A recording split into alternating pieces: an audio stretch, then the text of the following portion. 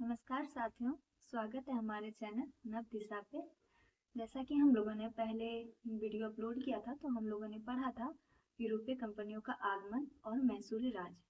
तो हम लोगों ने देखा था कि कैसे यूरोपीय कंपनियां जो मुगल सम्राट जहांगीर के समय अनुमति मांगने आती है कि यहाँ पे कोठी खोलने के लिए, लेकिन धीरे धीरे कैसे यहाँ पर अपना अधिकार जमा लेती है। और लास्ट में हम लोगों ने देखा था कैसे भारतीय प्रांतों पर जैसे मैसूर, अवध, बंगाल पर अपना अधिकार जमा लेती है। इसी संदर्भ में भारतीय जनमानस और सैनिकों में असंतोष उत्पन्न होता है और ब्रिटिश सत्ता की स्थापना जो भारत में 100 वर्षों के बाद होती है, 1882 और बक्सर के युद्ध के बाद। उसी के 100 वर्ष के बाद होता है 1857 की क्रांति। उससे लेकर विद्वानों में बहुत मतभेद है। तो इस जो 1857 की क्रांति है, हम लोग इसे स्टार्ट करेंगे और इसमें देखेंगे हम लोग इसके स्वरूप को, इस विद्रोह के यहाँ होने के क्या क्या कारण थे, जैसे राजनीतिक, आर्थिक, सामाजिक, धार्मिक कारण होंगे, और प्रारंभ इसका कहाँ से हुआ था, और प्रसार एवं पतन, कहाँ कहाँ इसका प्रसार हुआ एवं कैसे इस विद्रोह का पतन होता है, एवं इसके असफलता के क्या कारण थे, एवं महत्व इसका क्या है, एवं परिणाम लास्ट में इसका क्या होता है। तो पहले स्लाइड में हम लोग स्वरूप से स्टार्ट करते हैं। स्वरूप को लेकर भारतीय इतिहासकार एवं अंग्रेजी इतिहासकार में कुछ मतभेद है। कुछ इसे सैनिक विद्रोह मानते हैं, तो कुछ इसे धर्मांधों के, ईसाइयों के विरुद्ध युद्ध मानते हैं, कुछ राष्ट्रीय विद्रोह मानते हैं। तो चलिए स्टार्ट करते हैं किन विद्वानों ने इसे क्या क्या कहा है। तो सैनिक विद्रोह इसे जो मानने वाले इतिहासकार हैं वो हैं लॉरेंस, सीले, ट्रेवेलियन, माल्सन एवं टी.आर. होम्स। अधिकतर एग्जाम में लॉरेंस एवं टी.आर. होम्स, सीले वगैरह का दिया रहता है। तो इसे हम लोग फिर से देखेंगे, लॉरेंस, सीले, ट्रेवेलियन और माल्सन तथा टी.आर. होम्स। वहीं कुछ विद्वान जो थे उसे भारतीय इतिहासकार विद्वान, वो इसका मतलब अंग्रेजी इतिहासकारों का समर्थन करते हैं। उसमें से जो है दुर्गादास बंदोपाध्याय जी हैं और सर सैयद अहमद खान हैं। सर सैयद अहमद खान जो थे उस टाइम बिजनौर के सदर अमीन के पद पर कार्यरत थे और इन्होंने अपनी एक पुस्तक भी लिखी है 1857 को लेकर, नाम है an essay on the cause of the Indian revolt. दूसरा जो है, तो सैनिक विद्रोह हम लोग को याद हो गया ना कि लॉरेंस, सीले और टी.आर. होम्स मेनली हम लोग याद रखेंगे। उसके बाद जो है दूसरा है धर्मांधों का ईसाइयों के विरुद्ध धर्मांधों का ईसाइयों के विरुद्ध युद्ध। इसे किसने कहा है? L.E.R. रीज।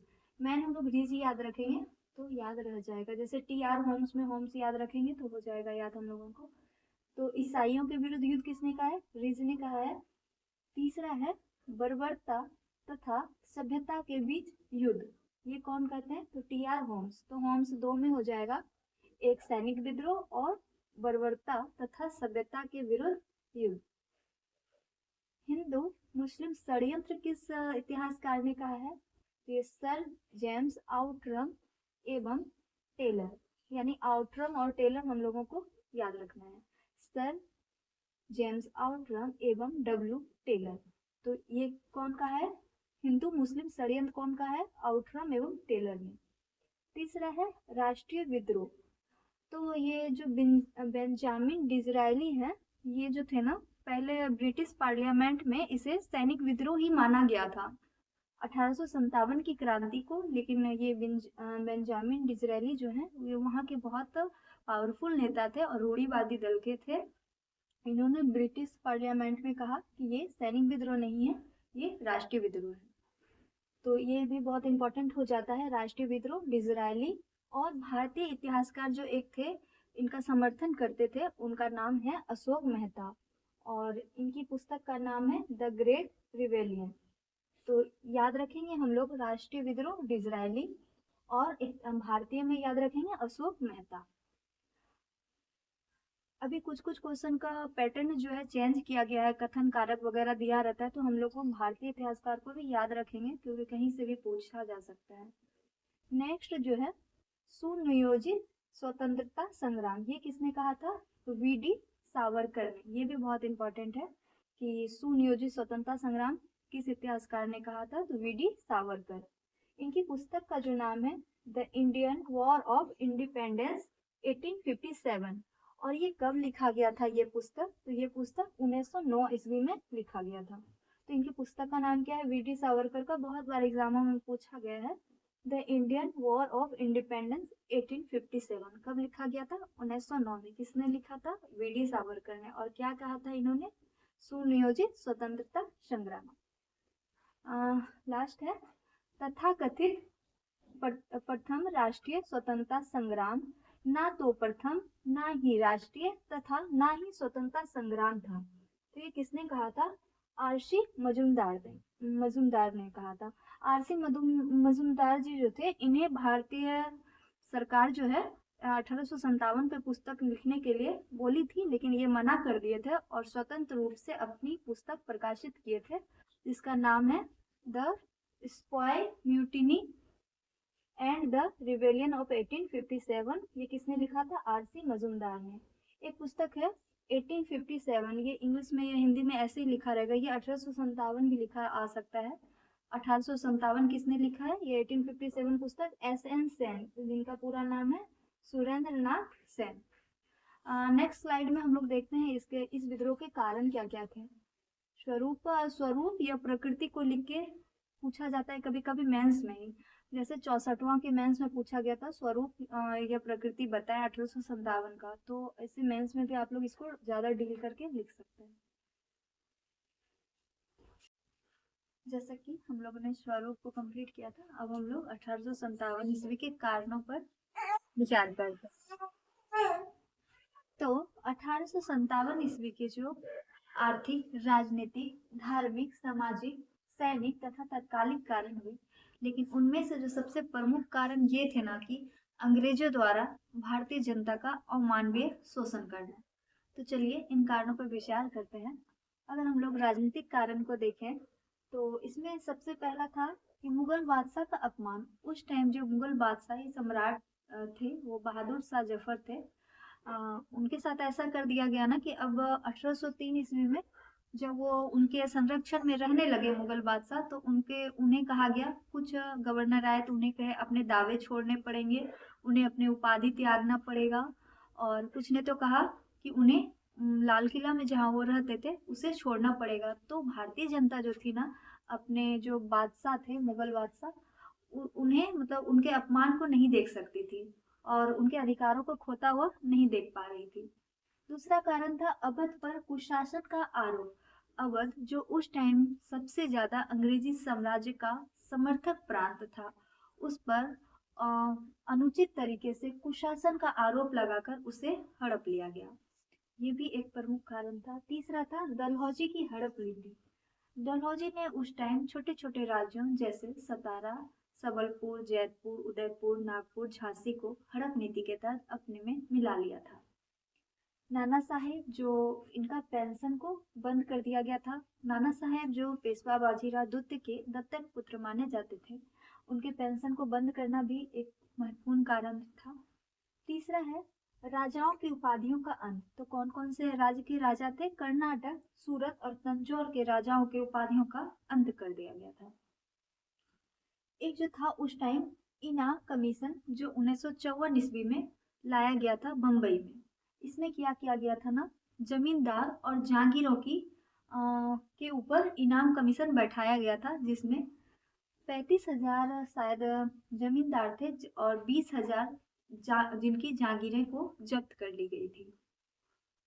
लास्ट है उच्च पद पर भारतीय नहीं, मतलब अंग्रेजी सेना में भारतीय को बस सैनिक के तौर पर रखा जाता था और उच्च पद पर अपने लोगों की नियुक्ति करना भी इस विद्रोह का प्रमुख कारण था। नेक्स्ट हम लोग राजनीतिक कारण के बाद आर्थिक कारण को देखते हैं। उस टाइम बहुत सारे प्रकार की भूमि व्यवस्था लाई गई थी, जैसे बेरोजगारी करवाना, बेगारी करवाना, और भी छोटे छोटे प्रांत, अलग अलग प्रांत जैसे झारखंड बिहार के लिए संथालों के ऊपर लाया गया था, अलग टाइप का व्यवस्था वहाँ पे करवाया गया था, पचुई कर, हड़िया कर। उसी तरह बिहार में कुछ था, अलग अलग प्रांतों के लिए अलग अलग व्यवस्था की गई थी। कर में वृद्धि कर दिया गया था। ऐसा हुआ था ना कि 1837 ईस्वी में लगान बहुत ज्यादा उन लोग का बढ़ा दिया गया था, क्योंकि उस टाइम अकाल आया पड़ा था तो लोग लेने जाते थे उनसे पैसे, तो उसके एवज में बहुत ज्यादा कर में वृद्धि कर दी गई थी। यहाँ जो लघु उद्योग वगैरह थे उन्हें नष्ट कर दिया गया था, उद्योग धंधों को, और अपनी चीजों को यहाँ पर अंग्रेजी सरकार बेचना प्रारंभ कर दी थी। इसी संदर्भ में हमारे जो उस टाइम के बड़े नेता थे जैसे दादा भाई नौरोजी, गोपाल कृष्ण गोखले, आरसी दत्त, आरपी दत्त थे, उसी में दादा भाई नौरोजी ने यहाँ पे धन निष्कासन का सिद्धांत दिया और सब नेताओं ने आर्थिक जो कारण था उनका बहुत ज्यादा आलोचना किया था। तो धन निष्कासन का जो सिद्धांत दिया था दादा भाई नौरोजी ने, वो कब दिया था? 1861 के अपने एक पुस्तक में। इस संदर्भ में उनका पुस्तक का नाम है poverty and un British rule in India. इससे संबंधित क्वेश्चन बहुत बार पूछा जाता है कि ये पुस्तक किसकी है, और ये भी पूछा जाता है धन निष्कासन सिद्धांत किनका है। तो याद रखेंगे हम लोग दादा भाई नौरोजी। सामाजिक और आर्थिक कारण देखें, सामाजिक और धार्मिक कारण एक ही में, तो देखते हैं हम लोग, इधर आ जाते हैं। उस टाइम जो भारतीय अर्थव्यवस्था में कुरीतियां फैली हुई थी। कुरीतियां मतलब कैसी कुरीतियां?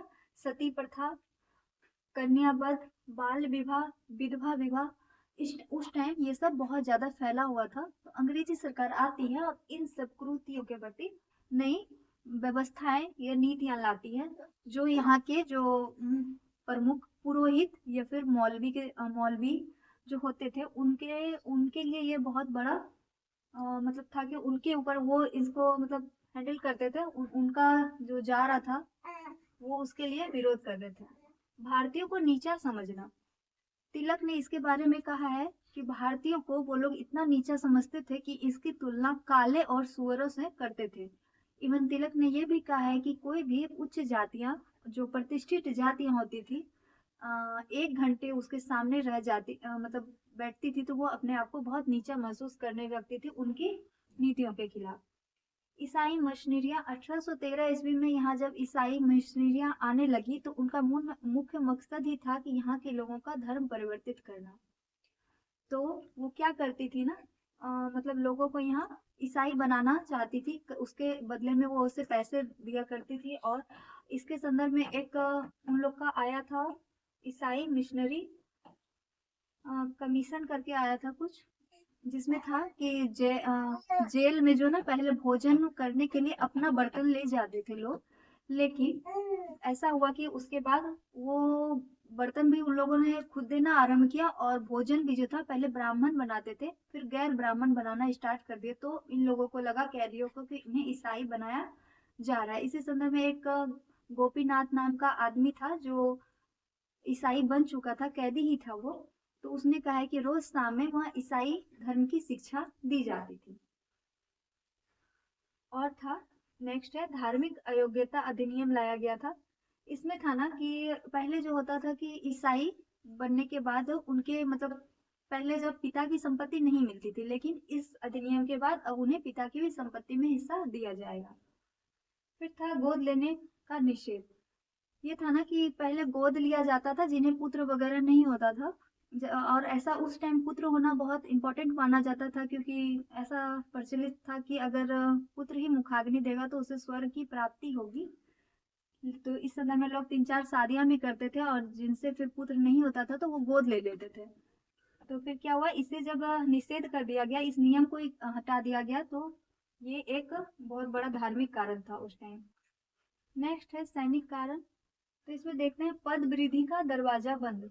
मतलब पद जो था उच्च वर्गों, मतलब अपने लोग जो थे उन लोगों को दिया जाता था उच्च पद पर, मतलब प्रमोशन वगैरह जो भी बोल सकते हैं। लेकिन यहाँ के सैनिक बस उस जैसे भर्ती हुए थे उसी पद पर रह जाते थे।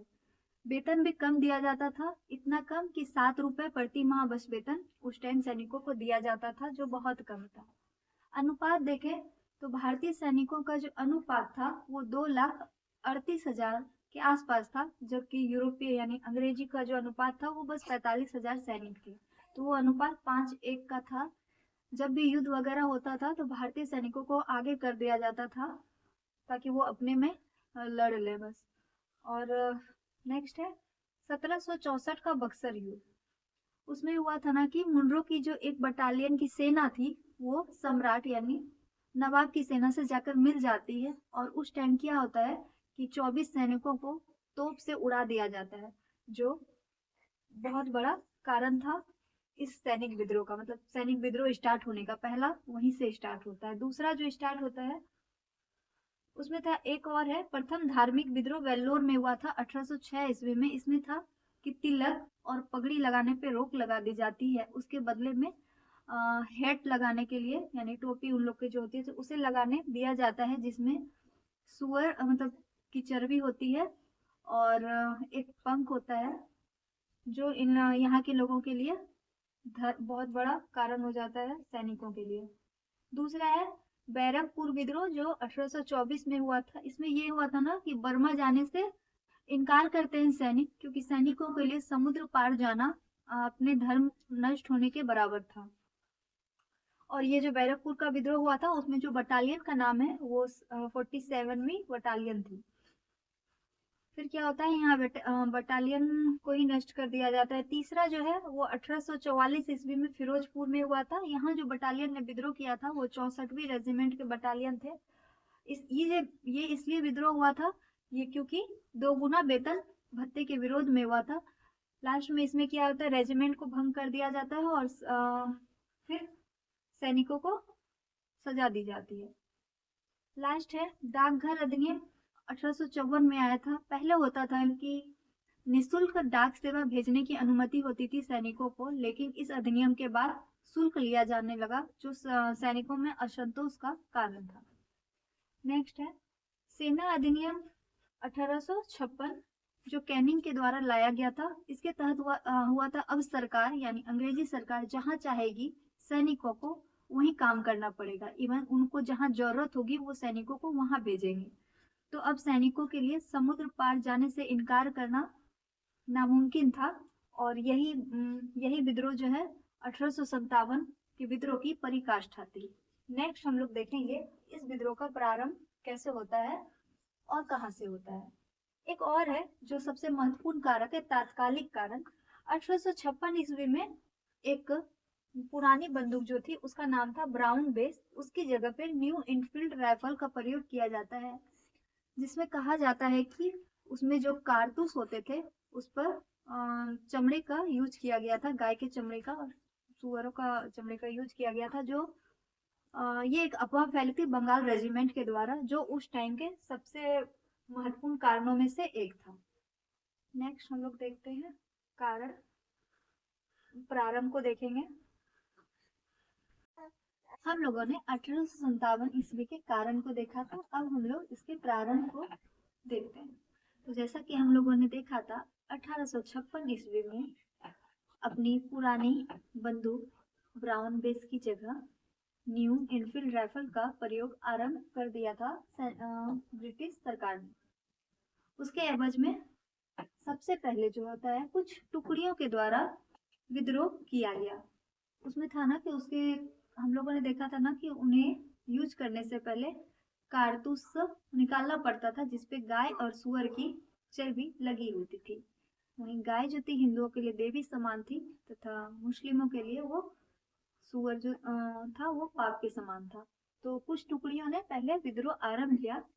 उसमें से जो पहली टुकड़ी थी 23 जनवरी को दमदम में विद्रोह का आरंभ करती है, लेकिन उसे दबा दिया जाता है। फिर जो है 26 फरवरी को बहरामपुर, जो पश्चिम बंगाल में है, यहाँ पे 19वीं रेजिमेंट के द्वारा विद्रोह का आरंभ कर दिया जाता है, लेकिन इसे भी दबा दिया जाता है। लेकिन फिर वहीं पे एक 34वीं रेजिमेंट जो बैरकपुर में था, ये पश्चिम बंगाल मुर्शिदाबाद में जो है, 29 मार्च को एक सैनिक होते हैं वहां के मंगल पांडे, जो इसके नाम से आप लोग भली भांति परिचित होंगे, उनके द्वारा विद्रोह का आरंभ किया जाता है। और वहां के जो लेफ्टिनेंट थे बाग और मेजर सर्जेंट ह्यूरसन की हत्या कर दी जाती है। इस एवज में मंगल पांडे को फांसी दे दी जाती है 8 अप्रैल को।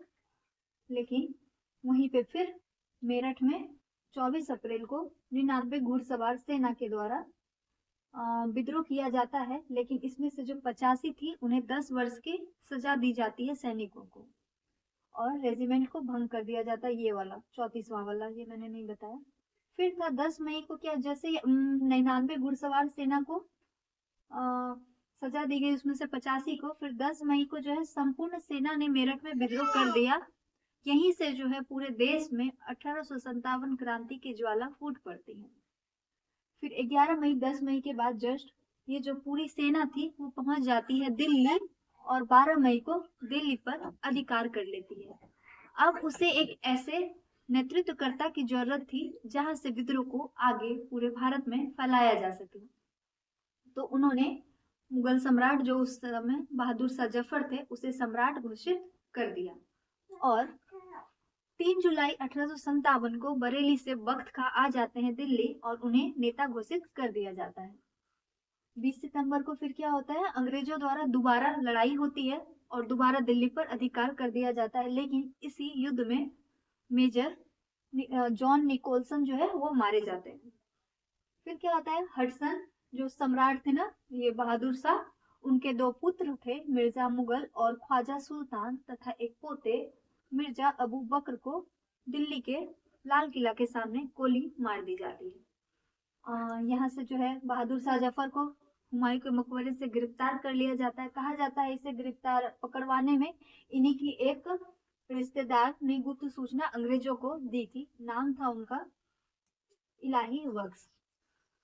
और फिर बहादुर शाह को रंगून भेज दिया जाता है निर्वासित करके, जहां इनकी मृत्यु 1862 में हो जाती है। इस विद्रोह को एक शायर थे मिर्जा गालिब, उन्होंने देखा था और उस समय वो दिल्ली में मौजूद थे। उन्होंने कहा है, यहाँ मेरे सामने रक्त का एक विशाल सागर है, केवल खुदा ही जानता है कि मुझे और क्या देखना बचा है। तो अब हम लोग देखेंगे विद्रोह का प्रसार एवं पतन को।